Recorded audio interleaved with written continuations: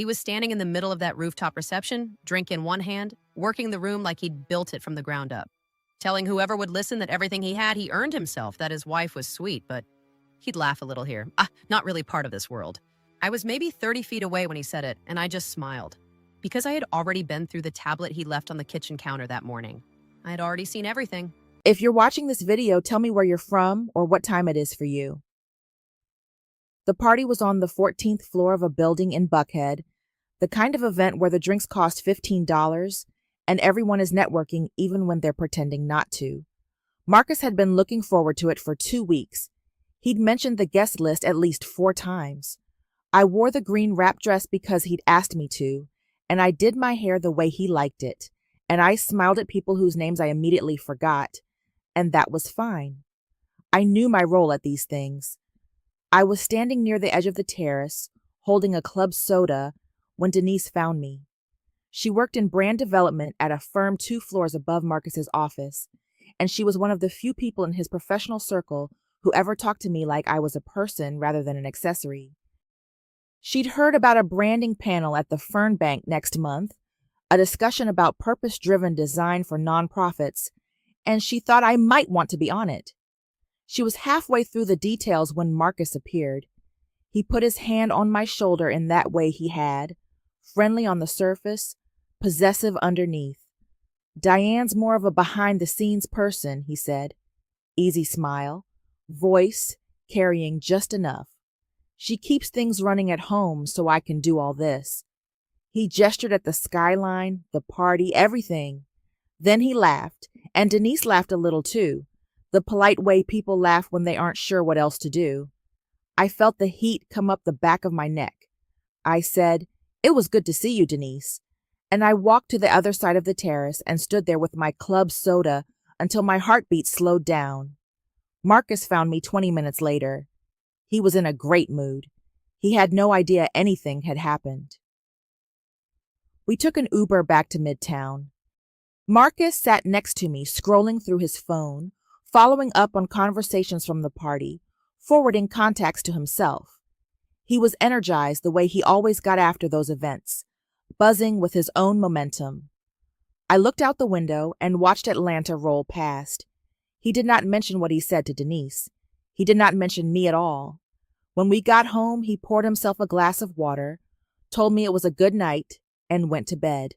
Just like that. Like nothing had been deposited on me out there on that rooftop. Like I was supposed to carry it quietly and say nothing. And that was just how things work now. I sat on the couch for a while, not crying, just sitting. The living room had his furniture in it, his taste, the gray sectional that cost more than my first car, the oversized canvas prints he'd chosen because they read well in photos. My old reading chair was in the storage unit on Piedmont. He said it made the room look cluttered. I had believed him, or I let myself believe him, which is not exactly the same thing. I sat on his couch in what used to be my apartment, and I tried to figure out when the shift had happened, when I had gone from partner to prop. I didn't sleep well. I wasn't sure I was supposed to. I want to be clear about something before I go further. I was not a woman who needed saving when Marcus came into my picture. I need you to understand that. I had my condo in Midtown, bought it myself at 29 from 6 years of freelance brand strategy work and more spreadsheets than I want to think about. I had a roster of steady clients, nonprofits, small businesses, a women's health clinic, a literacy foundation out of Decatur.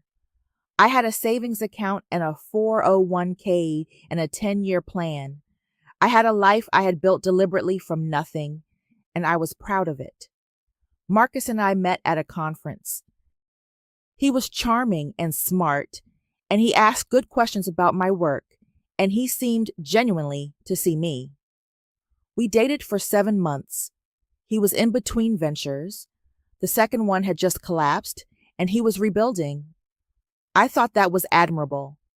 I thought resilience was attractive. I was right about resilience being attractive. I was wrong about what I was actually looking at. He moved in after his sublease ended.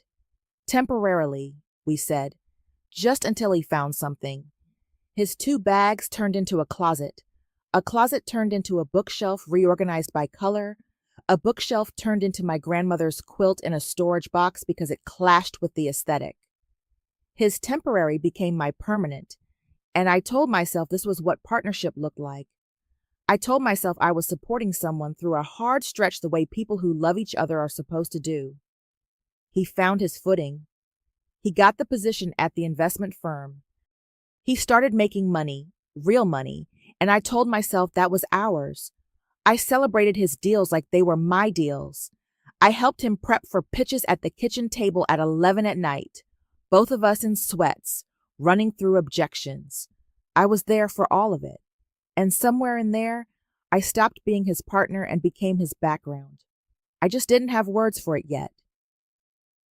After the night of the rooftop party, I started taking the things I had filed away under stress or ambition, and I laid them out where I could actually see them.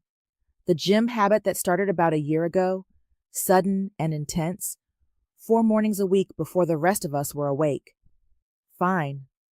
Lots of people start working out. The cologne that appeared in the bathroom without explanation. Not his usual one. Something sharper, more deliberate. I asked about it once, and he said a client had mentioned a brand and he was trying it out. I let it go. The dinners that ran late. Client relationship stuff, he said. Relationship building was part of the job. Fine. The trip to Charlotte in March that he came back from quieter than he left. Tired from a long week, he said. Fine. The way he'd started checking his phone in a different way. Not the scrolling through emails way, the waiting for something way. I had filed every one of these separately, as individual things, unrelated. I had given him the benefit of the doubt over and over again, because I was a woman who believed in giving people the benefit of the doubt. I believed in not being suspicious without cause. I believed in trust. Laid out end to end, though, these things did not look like stress. They looked like a pattern. They looked like someone who had somewhere else to be. I didn't have proof, but the feeling I'd been managing for months had stopped being manageable. 2 days after the party, Marcus left for an early client breakfast.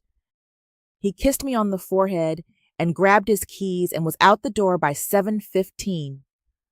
I was in the kitchen making coffee. His tablet was on the counter. He must have set it down the night before and forgotten it. I picked it up to move it to the charging dock on the desk, and the screen lit up because it wasn't locked. There was a message thread open. I was not looking for anything. I want to say that clearly.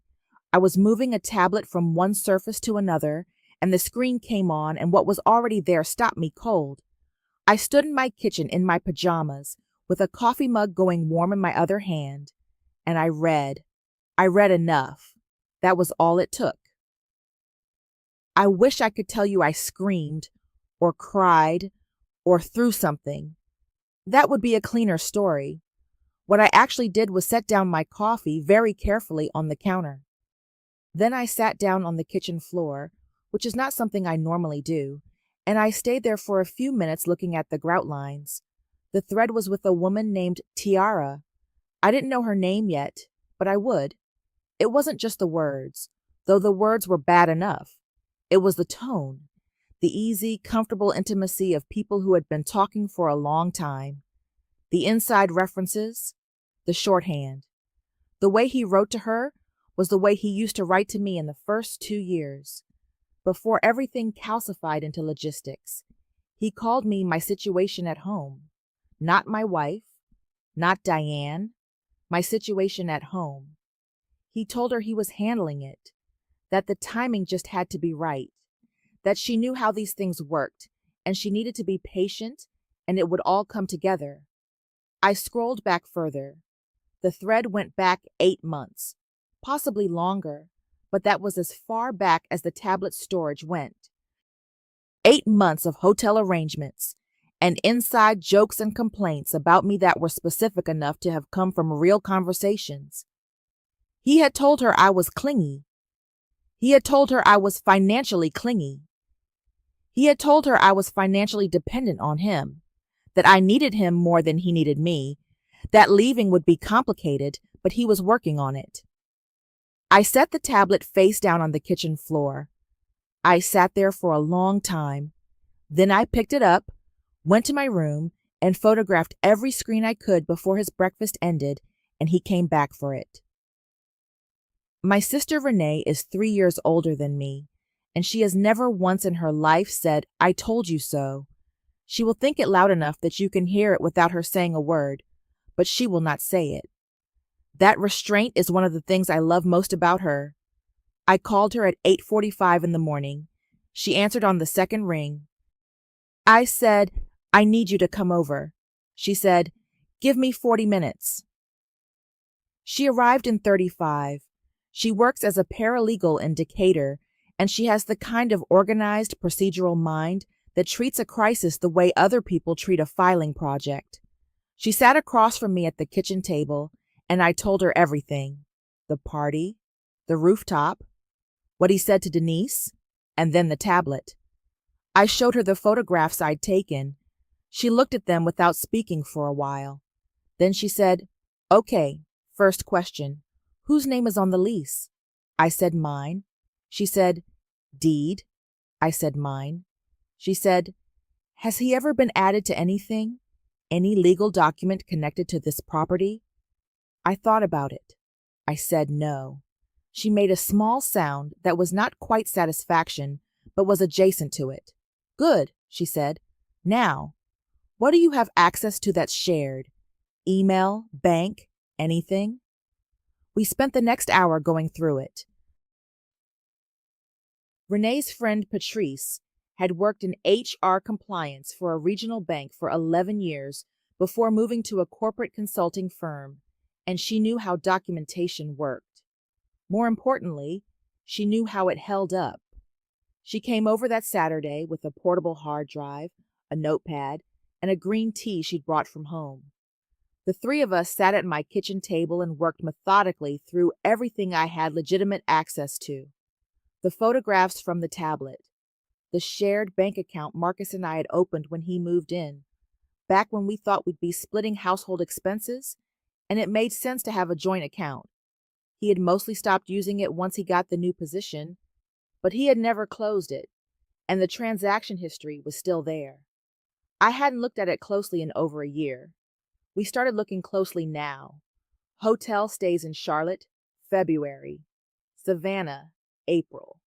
A place in Nashville in June that he told me was a conference.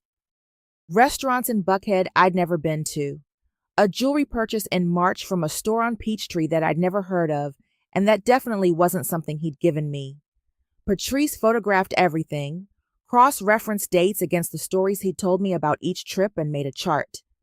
"He wasn't even that careful," she said, not unkindly.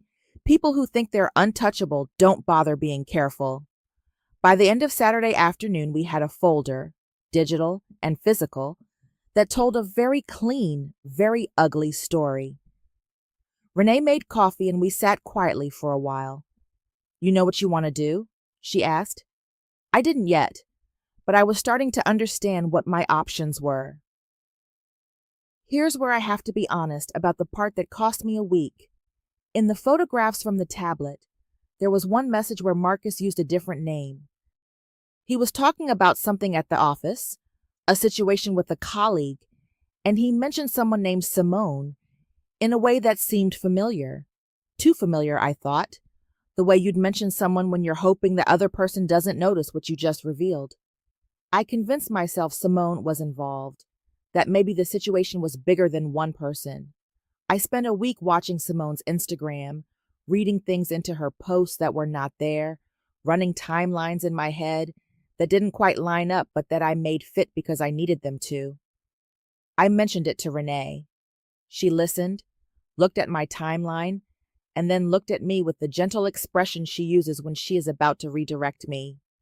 "You're off," she said. "Look at the receipts. Look at the names." I looked. The receipts kept pointing to the same name across different transactions, a name I'd overlooked because I was busy chasing the wrong thread. Tiara. It was on a restaurant reservation confirmation, forwarded to a personal email account Marcus had set up a few years back, one he'd used for junk mail and trial subscriptions. He'd given me the login once when I was helping him sort through a billing issue. He'd never changed the password. Renee was right, as usual. I just had to get there on my own schedule. I felt foolish for the week I'd wasted, but I also felt sharper. I had the right name now, and I had it because I'd done the actual work. Tiara worked at Marcus's firm as a junior associate. She had a public LinkedIn and a private Instagram, and from what I could see, she was a real person living a real life who had been told, apparently, a version of Marcus's situation that left out the part where he had a wife in a midtown condo who had bought the furniture before he arrived. The pattern in the receipts was unmistakable once I stopped looking in the wrong direction. The Charlotte Hotel. February. That was a long weekend he told me was a solo retreat to clear his head. The Nashville conference that kept the calls short. There was a dinner reservation for 2, the night he said he was too tired to talk. Savannah, in April, a boutique hotel, and a receipt for a bracelet from an antique shop on Bull Street that had never appeared in our home. I laid it all out on the kitchen table. I looked at it for a long time. The thing that settled in me was not rage. That came later, in small flashes, and went away. What settled in first was a cold, clear understanding that I had been living inside a story that was not the story Marcus was telling everyone else. That while I was supporting his career, managing his household, reorganizing my life around his comfort, he had been building an entirely different life and describing me to the woman in that life as a problem he was in the process of solving. My situation at home. I needed him to understand that his situation at home was about to become a lot more complicated than he'd planned. It was Renee who pulled up the records. She did it that Sunday evening while Patrice was backing everything up to the hard drive, and she looked at the screen for a moment before she said anything. Diane, I looked up. This condo is yours, all the way through, deed, lease, everything. His name is not on a single document connected to this property. I knew this, technically, in the way you know things that you haven't had reason to think about, but hearing it stated plainly, after everything else, landed differently. Marcus had moved in as a temporary arrangement. We had never formalized anything beyond that because it was temporary, and then it became permanent by inertia, and the whole time his name was never on anything because I was the one who owned the place. He had renovated the kitchen. He had replaced my furniture. He had redecorated my home with his preferences and called it our home, and legally, none of it was his. He was a guest who had been living rent-free for 3 years while telling people at work that his wife didn't contribute anything and was holding him back. He can't fight you on removal, Renee said. He has no standing. You give him reasonable notice, and that's it. I sat with that for a while, not as a weapon, not yet, just as a fact, a piece of solid ground under my feet when everything else felt like it was shifting. I had more power in the situation than he knew, and he had less than he thought. I gave myself 2 more days. I needed the clarity to be settled, not just present. There's a difference between knowing what you're going to do and being ready to do it. On Tuesday morning, Marcus sent me a text that said he felt like something was off between us, and he thought we should talk. I read it twice. The nerve of it was almost impressive.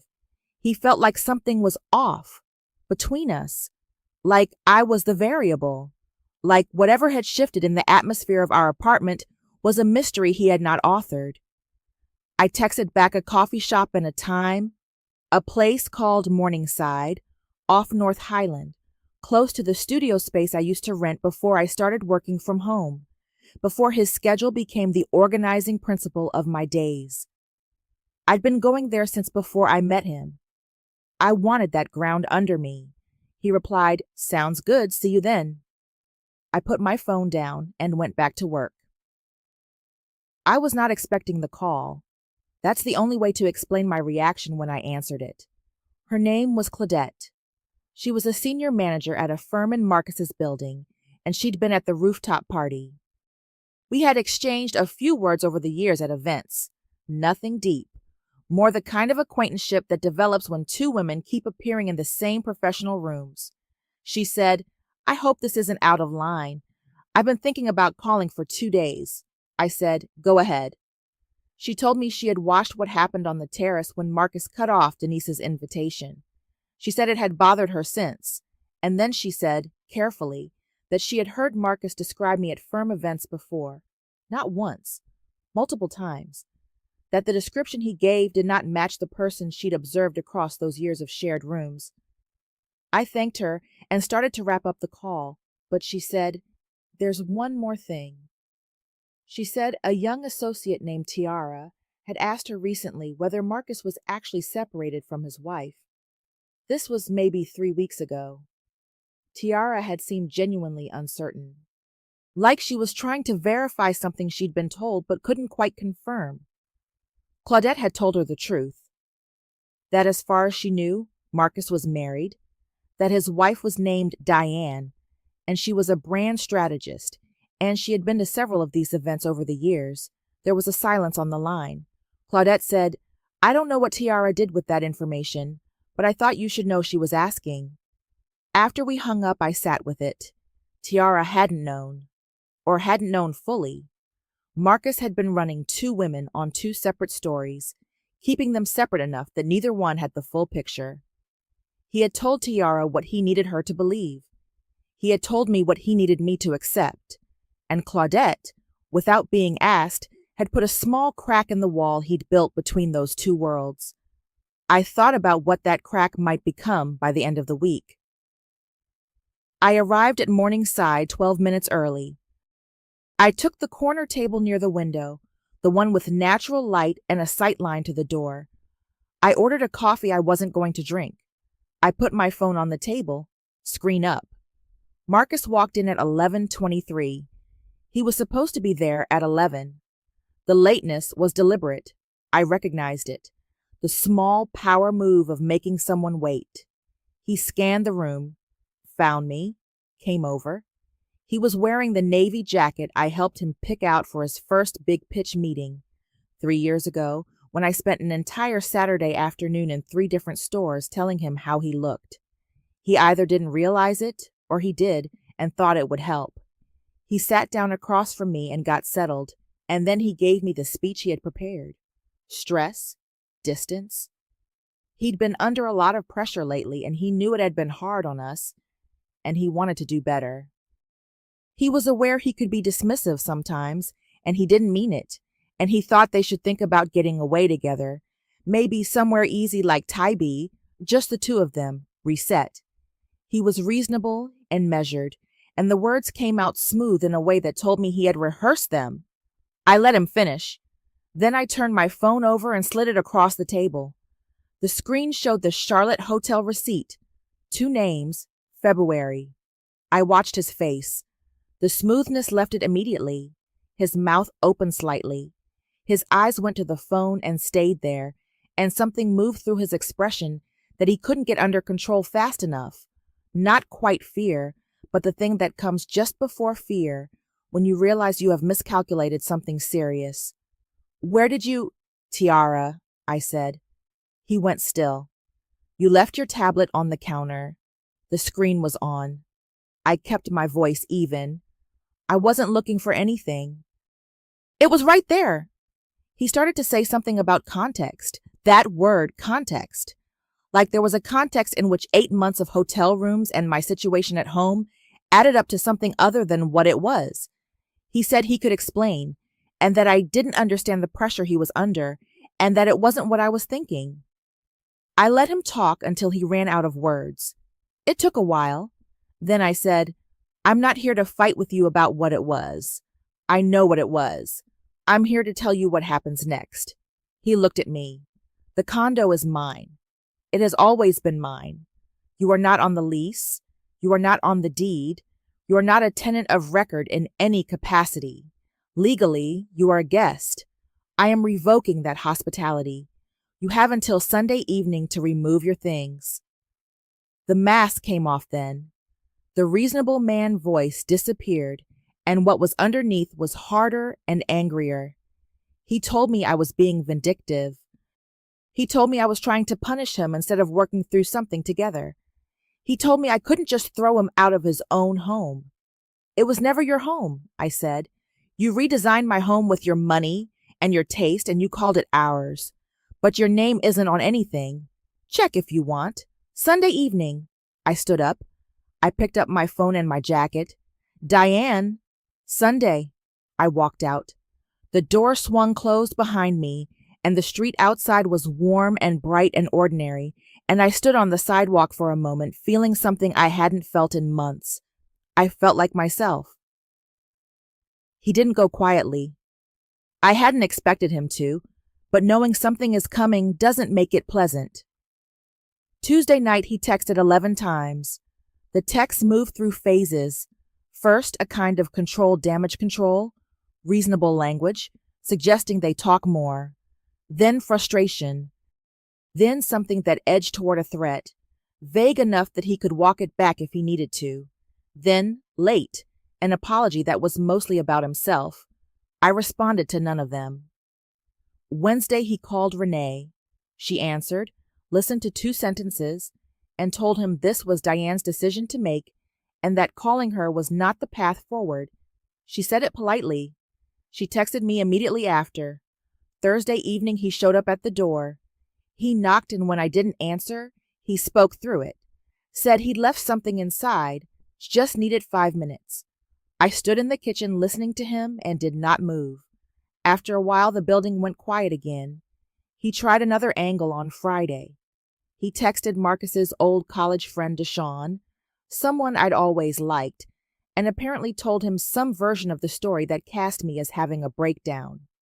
Deshawn called me that afternoon, confused, clearly having been used as a messenger he hadn't agreed to be. I told him what had actually happened. He said "damn" about 4 times and apologized for calling and told me he hoped I was okay. I was okay. I texted Marcus the address of a storage facility off Peachtree and let him know Renee and Patrice would be present Sunday afternoon to document the removal. He could bring whoever he needed to help him move. I would not be there.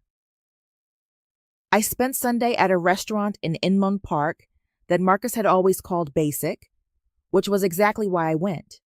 I ordered the shrimp and grits and a glass of white wine, and I sat at a small table near the window, and I watched people walk by outside, and I let my phone receive messages without looking at them. Renee sent updates when there was something to report. He's here. Has someone with him to help carry? He tried to take the floor lamp from the bedroom. Patrice pointed out you bought it in 21. He let it go. Found him in the study trying to access your shared laptop. We'd already pulled everything off the drive. Nothing there for him.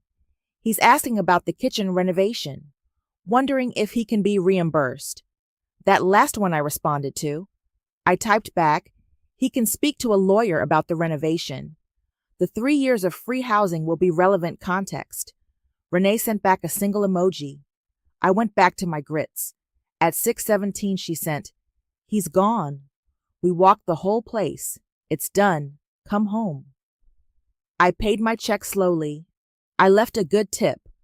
I walked to my car and I sat in it for a minute with the windows down, listening to the city. Then I drove home to my condo, which was mine again, which had always been mine. 3 weeks after the move-out, Claudette called again. There was an industry gala that Friday, one of the big ones, the kind that Marcus had always circled on the calendar months out. Black tie, downtown, the whole performance. He would be there. Tiara would be there. The firm's partners would be there. Claudette wasn't calling to invite me. She just wanted me to know she'd keep her ears open. She called Saturday morning.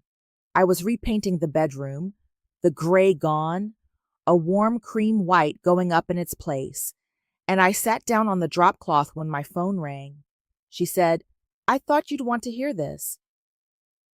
Tiara had found out at the gala, not from Marcus. He never would have told her. Someone, Claudette didn't know exactly who, had mentioned in passing that Marcus's wife had recently asked him to leave. Use those words exactly. His wife. And Tiara, who had been told by Marcus that he was in the process of separating from a woman he'd been cohabitating with out of obligation, and who had been told many things in many careful framings over 8 months, had suddenly had the full picture click into place all at once. She confronted him during the cocktail hour. In front of the firm's partners, 3 of their biggest clients, and a good portion of everyone who had ever heard Marcus describe his home situation as complicated. Claudette said Tiara was not quiet about it. She walked up to him in the middle of a conversation, and she asked him clearly whether he had been legally married the entire time she'd known him. He tried to deflect. She did not deflect with him. She told him she was filing a formal complaint with the firm on Monday morning, citing misrepresentation and misuse of company accounts for personal expenses, and then she walked away from him in front of everyone. Claudette said the room got very quiet, and then very loud, very fast. I sat on my drop cloth in my half-painted bedroom with paint on my hands, and I thought about the rooftop party, the way he'd laughed and said I was a behind-the-scenes person, the way everyone had gone a little uncertain and moved on. I thought about him standing in that gala room with nowhere to move and no version of events that helped him. I did not feel triumphant. Not exactly. I felt something quieter than that. I felt like the truth had finally gotten where it was going. The complaint Tiara filed triggered an internal review. Claudette kept me loosely informed because she thought I deserved to know, and because she was that kind of person. The review found what she'd reported, and then it found more. Company cards used for personal hotel stays, expense reports with line items that didn't hold up under scrutiny, dinners billed as client development at restaurants that had no client footprint in the firm's records. It was the same pattern as everything else. Marcus believed he was untouchable, and untouchable people get careless. Several clients requested new account managers once the investigation became an open conversation at the firm. In that industry, reputation is the whole product. Nobody wants to be managed by someone whose ethics are currently under examination.